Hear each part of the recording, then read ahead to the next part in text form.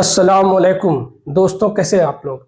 आज का जो मुद्दा है वो हम मुसलमानों के आने वाला जो फेस्टिवल है ईद उल अजहा, जिसे बकरीद भी कहते हैं, और ये वीडियो खास तौर से मुसलमानों के लिए है।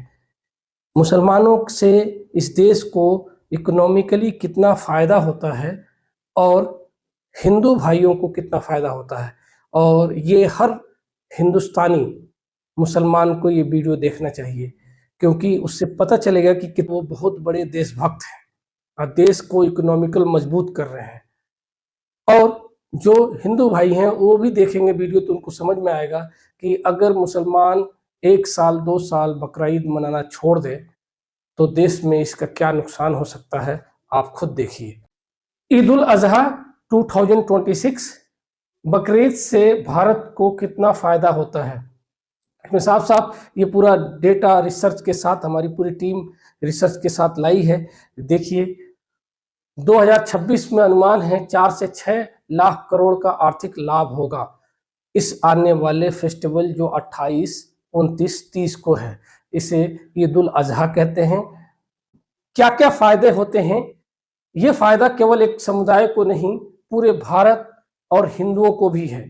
यहाँ पे देखिए किसान जो पशुपालन करते हैं, जो जानवर को पालते हैं, वो ज़्यादातर 90% किसान होते हैं, और किसान जो होते हैं हमारे देश में सिर्फ 5% मुसलमान हैं, 95% हिंदू भाई हैं।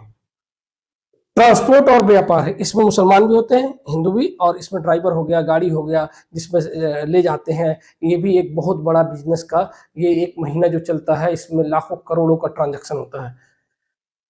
जो मीट काटते हैं, प्रोसेसिंग करते हैं, मजदूर होते हैं, ये ज़्यादातर मुस्लिम होते हैं, उनको फायदा होता है। चमड़ा उद्योग, निर्यात को बढ़ावा देना है, इसमें जितने व्यापारी बड़े व्यापारी हैं वो हिंदू भाई हैं, और इसमें सब मिक्सअप होते हैं। सरकार को टैक्स, जीएसटी और राजस्व जो इनकम टैक्स जाती है उसमें बढ़ोतरी होती है, इंक्रीमेंट होता है, और एक ही महीने में अच्छा खासा अमाउंट आ जाता है, क्योंकि कुर्बानी का जानवर बाहर भी जाता है, दूसरे देश में जाता है, सऊदी अरब देशों में जाता है, क्योंकि भारत में जो पशु होते हैं, जो जानवर होते हैं, उनकी नस्ल अच्छी पाई जाती है। राजस्थान में, मध्य प्रदेश में, पंजाब में, यूपी में, यहाँ से अच्छी नस्लों की जो बकरे होते हैं वो विदेश भेजे जाते हैं।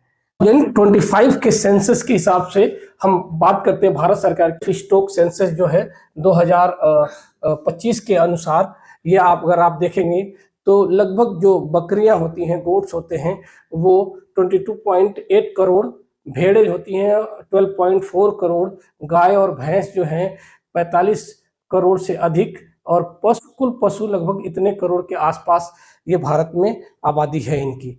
और ये इस समय इनका जो मार्केट खुलता है, जो पशु बाजार लगता है, उस सेंसस के हिसाब से भारत सरकार के डेटा से लिया गया है। भारत में दुनिया के सबसे बड़े पशु उत्पादक देशों में से एक है। आर्थिक योगदान, ये देखिए लाइफ स्टॉक सेक्टर में योगदान जीडीपी में लगभग 30%, कुल राष्ट्रीय जीडीपी लगभग 5% रोजगार है। कितना फायदा इससे है, आप देखिए, ये लगभग 30% और जो कुल राष्ट्रीय जीडीपी में लगभग 5% है। अब आ जाइए रोजगार, 15 करोड़ से ज्यादा लोग इससे जुड़े हुए हैं, पशुपालन से जुड़े हुए हैं। परिवार लगभग 3 करोड़ के आसपास आ जाएगा, मतलब 5 करोड़ 15 करोड़ के आसपास लोग इस पशुपालन से जुड़े हुए हैं, मतलब 3 करोड़ 4 करोड़ के आसपास परिवार इस पर डिपेंड है जो पशुपालन करते हैं। और पशुपालन में सिर्फ ये कुर्बानी के लिए ही नहीं है, इससे दूध का व्यापार होता है और भी बहुत सारी चीज़ों का व्यापार होता है जो इसके, और ये सारा जो डेटा है सब सरकार के सेंसस से उठाए गए हैं। और मैं ये समझाने की कोशिश कर रहा हूँ कि जो लोग कुर्बानी पे गालियाँ देते हैं या मुसलमानों को बुरा भला कहते हैं या कुछ ऐसी बातें करते हैं, पहले देश की इकोनॉमी को भी समझें कि ये मुसलमान आपको डायरेक्ट फ़ायदा सिर्फ 1 महीने के 10 दिन में आपको कितना फ़ायदा दे सकते हैं। मैं आपको समझाता हूँ ईद उल अजहा क्या होता है। ईद उल अजहा, इसे बकरा ईद भी कहते हैं ज़्यादातर मुसलमान, बहुत लोग इसे तीखी ईद भी कहते हैं। एक मीठी ईद होती है जो रमज़ान के बाद आती है 30 दिन के बाद, और इसे तीखी ईद भी कहा जाता है। ईद उल अजहा मुसलमानों के जो पैगम्बर हैं, प्रॉफिट हैं, हज़रत इब्राहीम अलैहिस्सलाम की सुन्नत है। उन्होंने अपने बेटे इस्माइल अलैहिस्सलाम को ज़िबह करने के लिए अल्लाह के, मतलब उन्होंने वादा किया अल्लाह से कि मैं अपने सबसे अजीज़ चीज़ को कुर्बान करूँगा, और दुनिया में एक बाप के लिए अपने बेटे से बढ़ के कोई अजीज़ नहीं होता है। मैं दुनियावी बातों में कह रहा हूँ, दुनिया में। वैसे तो हमारे लिए, एक मुसलमान के लिए सबसे अजीज़ उसके नबी हैं, प्यारे नबी हैं, सल्लल्लाहु अलैहि वसल्लम हैं।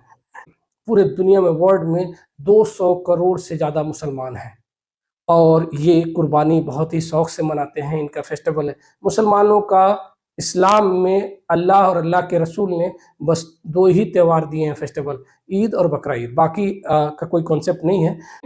जो कुर्बानी के मांस को 3 हिस्सों में बाँटा जाता है और ये एक सोशल तरीका है। और मैं बार-बार कहता हूँ, इस्लाम को जो हमारे मौलवी और मौलाना जो हैं, वो सिर्फ़ और सिर्फ़ इबादत और मस्जिद तक फ़िक्स कर रखे हैं कि ऐ मुसलमानों, ये बात जान जाओ कि ये दीन जो अल्लाह का है, इसके आखिरी नबी हमारे प्यारे नबी हैं, आखिरी पैगंबर हमारे प्यारे नबी हैं, मुहम्मदुर रसूलुल्लाह सल्लल्लाहु अलैहि वसल्लम।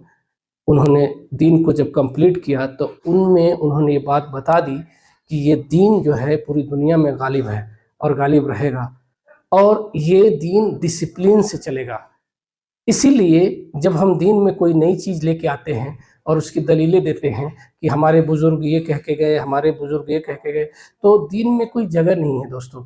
मैं सिर्फ़ ये बताने की कोशिश कर रहा हूँ, ये बहुत सीधा-सा रास्ता है दीन का, इसमें ज़्यादा तामझाम नहीं है। लेकिन हमारे मौलाना लोग इसी बात का थोड़ा-सा मलाल रहता है कि जो चीज़ें बतानी चाहिए थी, वो बताए नहीं। उन्होंने पूरे के पूरे ये मुस्लिम कौम को इबादत में, नमाज़, रोज़े और मस्जिद में लगा दिया। हाँ, वो फ़राइज़ है, वो करना है, लेकिन कितना टाइम? पूरे दिन में अगर 45 मिनट अगर दे तो मस्जिद का काम पूरा हो जाएगा। लेकिन 24 घंटे में और टाइम किस लिए? रसूलुल्लाह अपनी पूरी ज़िंदगी में कर के दिखा दिया कि क्या करना है, क्या नहीं करना है, ये नहीं बताते ये लोग और इन्होंने पूरी उम्मत को बाँट रखा है। तो मैं उस पॉइंट पे आता हूँ कि ये देखिए, ये कंप्लीटली इस्लाम एक सोशल दीन है। आप सिर्फ अपने बीवी, बच्चों, माँ-बाप इतने ही में अगर सीमित हैं, ये इस्लाम नहीं है सर। ये सिर्फ और सिर्फ आप अपने बारे में सोच रहे हैं। हाँ, कोई गरीब है जिसके पास है ही नहीं है पैसा, वो अलग बात है, वो कमज़ोरी है उसकी। लेकिन इस्लाम सोशल दीन है। आपको अपने पड़ोसी को, अपने रिश्तेदार को, यतीम को, चाहे वो गरीब हिंदू हो, मुस्लिम हो, सिख हो, ईसाई, सबका ख्याल रखना है और इसे छोड़ के मौलाना सारी बात बताते हैं। ये छोड़ देते हैं। ये जो सोशल है, पॉलिटिकल है, इसको छोड़ के। कितना बढ़िया सोशल है, अपने परिवार के लिए, रिश्तेदार और दोस्तों के लिए, गरीब और जरूरतमंदों के लिए, सबको कवर कर लिया। और ऐ मुसलमानों, इसमें इस लाइन में देखो, पहला आपका परिवार हो गया, आप मुसलमान हो, दूसरा रिश्तेदार और दोस्त हो गए, ये हो गया। तीसरे में देखो, कहीं जात है, कहीं धर्म है। तीसरी लाइन में तो साफ-साफ है कि यहाँ पे साफ गरीब और जरूरतमंदों के लिए, और गरीब और जरूरतमंद कोई भी हो सकता है। इसी को कहते हैं इसे सोशल। और इस लास्ट वाली लाइन को हमारे सिख भाइयों ने अडॉप्ट कर लिया, या कह सकते हैं सिख भाई लास्ट वाली लाइन को जितना फॉलो करते हैं कोई मुसलमान नहीं करता। लगभग बकरियां हैं 22.888 करोड़ है, भेड़े हैं 12.42 करोड़, गाय भैंस इसमें दे रखा है। देखिए, गाय की कुर्बानी नहीं होनी चाहिए हिंदुस्तान में, ये डेटा के हिसाब से मैं बता रहा हूँ। भारत में 6-7 ऐसे स्टेट है जहाँ गाय खाई जाता है। उसमें एक मुस्लिम आबादी ज़्यादा है, बाकी सब के सब क्रिश्चियन आबादी वाले स्टेट हैं, जहाँ पे जैसे नॉर्थ ईस्ट में हो गया, साउथ में हो गया। लेकिन भारत में गाय कंप्लीटली बैन होना चाहिए, ये मेरी तरफ से है। गाय को राष्ट्रीय पक्षी करिए, ये तो डेटा के हिसाब से मैं समझा रहा हूँ, मेरा कोई लेना देना नहीं इस बात से। ये भारत सरकार को इस पर पाबंदी लगाना चाहिए और इस पे सारे मुसलमान एक साथ हैं। जानवरों की कीमत अगर जोड़े तो कितना कीमत होगा? अगर 86 करोड़ पशुओं को 25,000 एवरेज रेट लगाए तो एवरेज रेट से ये आएगा 2.1 करोड़। इनको पशुओं को पालन पोषण करने के लिए जो खर्चा आता है वो लगाए तो इतना करोड़ आएगा। इसके अलावा इनके ट्रांसपोर्ट में अगर जो खर्च होता है वो आए तो वो 1.61 करोड़ होता है। और ये सारी चीजें जोड़ के, इसके अलावा इनसे और भी चीजें यूज की जाती है, मेडिसिन में यूज किया जाता है, इनके चीजों को चमड़े में यूज किया जाता है। बहुत सारी चीजें हैं जिनमें इनको यूज किया जाता है, इनके पार्ट को विटामिन और प्रोटीन और ये सब बनाने में भी किया जाता है। तो अगर ऐसे जोड़ा जाए तो उसके और सब मिला जुला के इसमें हमारा लगभग जो पहुंचता है वो ट्रांसपोर्ट और ये सारी चीजें लेके 4 से 6 लाख करोड़ रुपए का ये बजट है टोटल। और ये हिंदू और मुसलमान सबको डायरेक्ट फायदा होता है। अब आते हैं कि इसमें कि हिंदू भाइयों को कितना फायदा होता है। ये अभी जो चल रहा है 2026 में बकरीद की जुड़ी कुल आर्थिक साफ साफ लिखा है 6 लाख करोड़ तक पहुंच सकती है। मतलब 6 लाख करोड़, आप समझ सकते हैं कितना अमाउंट होता है। पूरे साल में जो बजट बनता है उसका लगभग 30% तो यहीं से कवर हो रहा है। तो आप खुद समझ सकते हैं कि कैसे ये। इसके अलावा एक अनुमान है कि जिनमें पशु खरीद, ट्रांसपोर्ट, चारा, खाल, प्रोसेसिंग और संबंधित खर्च शामिल है। इन पैसे का लाभ किसे होता है?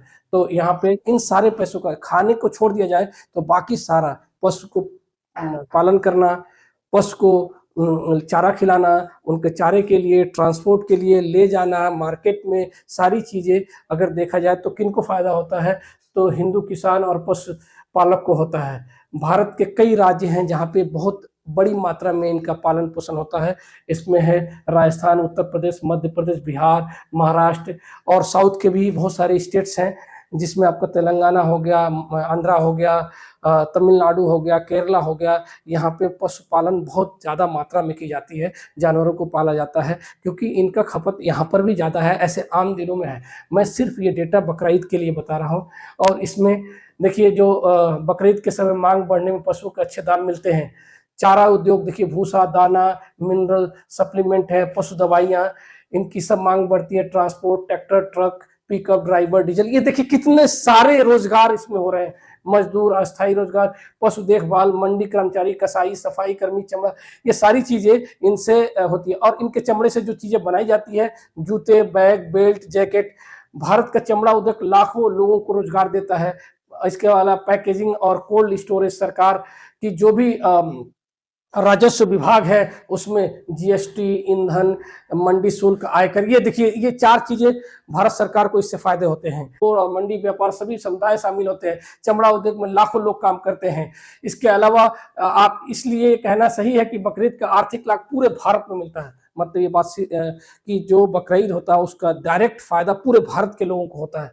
और आज जो देश का माहौल है, नफरत वाला माहौल है, जिसमें मुसलमानों को जगह जगह पकड़ के मारा जा रहा है, किसी नाम से लेके उनको जिहादी, ये वो तमाम गालियां दी जा रही है, लेकिन जो दे रहे हैं वो भारत को किसी तरीके का फायदा नहीं पहुंचाते हैं। जितने ये अतिवादी या आतंकवादी ये जो ग्रुप हैं जो सड़कों पे घूम रहे हैं, आप इनका भी एनालिसिस कर लीजिए, ये कौन सा फायदा पहुंचा रहे हैं भारत को, कौन सा राष्ट्र बनाने की कोशिश कर रहे हैं। जब इकोनॉमिकल क्राइसिस शुरू हो जाएगा या शुरू हो गया है तो इन चीज़ों से कोई फ़ायदा है? और ये जो बकरीद होती है इससे सिर्फ इकोनॉमिकल ग्रोथ ही नहीं होता है। मैं आपको एक डेटा बताने जा रहा हूँ जिसमें भारत में माल न्यूट्रिशन, जो हमारे वहाँ खाने की कमी से बीमारियाँ हो जाती हैं, उसके बारे में डेटा आपको बता रहा हूँ कि हमारे देश में 30 से 35% लोग, यहाँ पे देखिए ये साफ-साफ दे रखा है कि 2006 में इसका आर्थिक, यहाँ पे इन भारत में कुपोषण जो है 2024 और 25 का देख लिया जाए तो 5 साल से कम उम्र के बच्चों में 35% कुपोषण के शिकार हैं। कुपोषण का मतलब होता है माल न्यूट्रिशन। मेरे भाइयों, ये सोचने वाली बात है, इतना गरीब देश है हमारा कि 80-85 करोड़ लोग 5 केजी राशन पे जिंदा हैं। आप खुद सोच सकते हैं, उस कंडीशन में मुसलमान इतना बड़ा योगदान दे रहा है आपको देश की तरक्की में। तो सबसे बड़ा अगर देखा जाए कि जिसको आप गालियाँ देते हैं देशद्रोही, वो तो देशभक्त निकले, जिसको आप देशद्रोही कह रहे थे। और जो देशभक्त कह रहे हैं अपने आप को, वो क्या निकले, आपको खुद डिसाइड करना है। और आपको ये समझाना है कि मैं ये समझा रहा हूँ